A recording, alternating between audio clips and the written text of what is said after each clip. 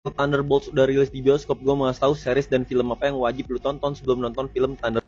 Enggak wajib. Yang wajib itu sekali lagi apa teman-teman? Sholat kalau misalkan muslim.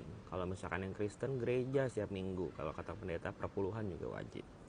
Poin gue adalah nggak harus nonton banyak film untuk bisa nonton atau menikmati film Thunderbolts. Karena menurut gue secara film tersendiri itu, dia udah berhasil bisa nyajiin kita cerita tanpa kita harus tahu cerita lainnya. Jadi semuanya menurut gue udah ada di dalam film tanpa harus kita nonton film sebanyak itu. Menurut gue nggak adil aja untuk bisa nonton film selama 2 jam dan kita harus habisin waktu kira-kira 10 jam buat bisa ngerti film 2 jam itu.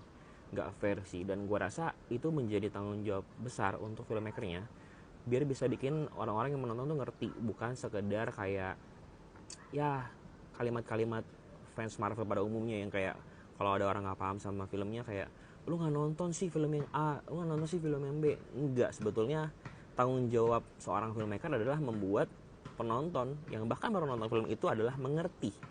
Nggak cuma harus nonton film A, B, C baru ngerti filmnya tertentu gitu loh. Jadi ya sekali lagi jawabannya adalah tidak harus. Kalau misalkan lo menonton film perang dunia, lagi-lagi gue ulangin ya, kalau menonton film perang dunia kan lo nggak harus baca buku sejarah dulu biar bisa mengerti filmnya.